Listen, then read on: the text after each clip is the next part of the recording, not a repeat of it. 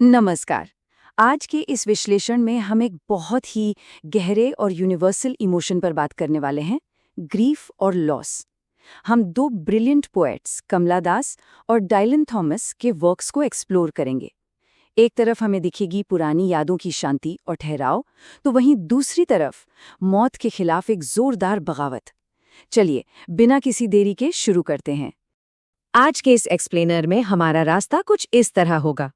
सबसे पहले यादें और मौत, फिर हम चलेंगे कमला दास के अ लॉस्ट होम की तरफ, उसके बाद प्यार की डेस्परेट तलाश, वहां से हम शिफ्ट करेंगे डायलन थॉमस की डिफाइंग डेथ पर, और आखिर में देखेंगे उनकी द फाइनल प्ली। तो चलिए सीधे चलते हैं अपने पहले सेक्शन पर, यादें और मौत यानी मेमोरीज एंड डेथ। देखिए, लॉस एक ऐसी चीज है ना जिससे हम में से कोई नहीं बच सकता। It's a completely universal experience. जब हम किसी अपने को खोते हैं तो अक्सर पुरानी यादों में एक सेफ स्पेस ढूंढते हैं। कमला दास की जो बहुत ही मशहूर कविता है माई ग्रैंडमदर्स हाउस, वो एग्जैक्टली इसी नॉस्टैल्जिया और ग्रीफ का एक डीपली पर्सनल एक्सप्रेशन है। उन्होंने अपने खुद के दर्द को एक ऐसी चाहत में बदल दिया है जिसे पढ़कर हम सब रिलेट कर सकते हैं। एक ऐसा प्यार जो अब कभी वापस नहीं आ सकता। अब आते हैं अपने अगले सेक्शन पर, कमला दास अ लॉस्ट होम। बचपन की वो धुंधली होती हुई गर्माहट। इस पोएम की शुरुआत कुछ इन लाइन से होती है। There is a house now far away where once I received love, that woman died.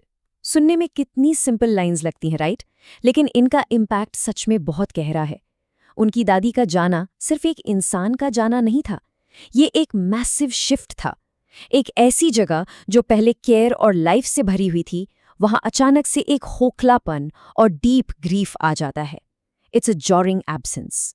फिर वो आगे कहती हैं, the house withdrew into silence, snakes moved. एक सेकंड के लिए इस इमेज को इमेजिन कीजिए। एक घर जो कभी आवाजों और वार्मथ से गूंजता था, अब वहां एक एब्सोल्यूट डेड साइलेंस है। और उस सन्नाटे में सांपों का घूमना, ये एक बहुत ही अनसेटलिंग सी फीलिंग देता है, जैसे सब कुछ डिके हो रहा हो।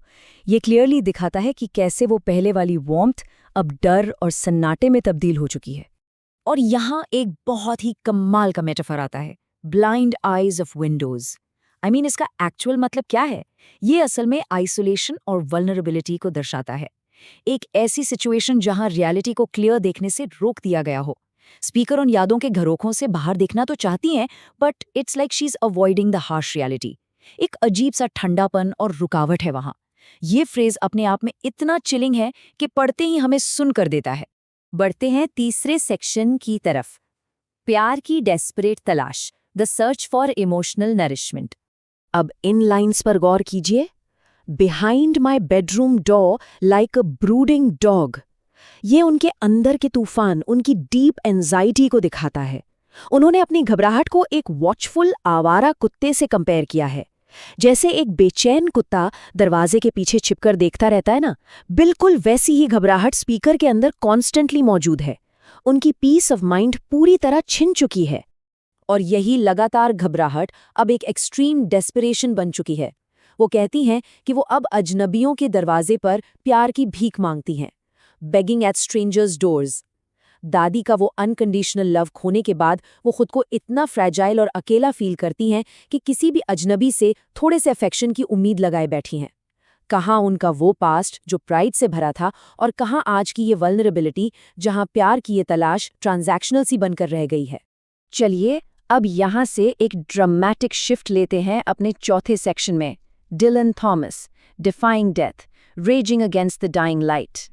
तो जहां कमला दास शांति से अपने दुख और यादों में डूबी हैं, वहीं डायलन थॉमस का नजरिया एकदम अलग है। उनकी अप्रोच है कंप्लीटली डिफाइंड डेथ।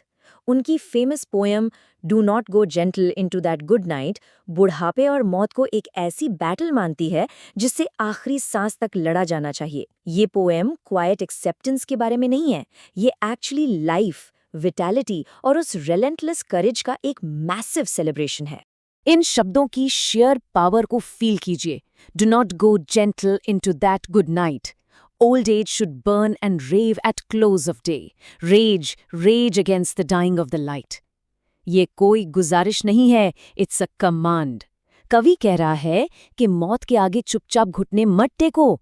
जब दिन ढलने लगे यानी लाइफ का आखिरी पड़ाव आए तब शांति से सरेंडर करने के बजाय उस ढलते हुए उजाले के खिलाफ पूरी ताकत से लड़ो।